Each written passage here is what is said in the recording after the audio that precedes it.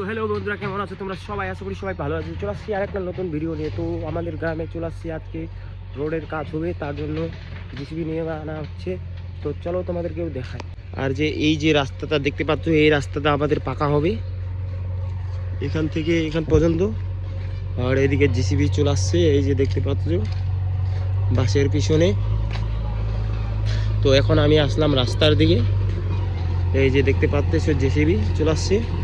এই যে জেসিবি গাড়ি দেখতে পাচ্ছ, এই রাস্তার মধ্যে কাজ হবে এখনই জেসিবি দিয়ে।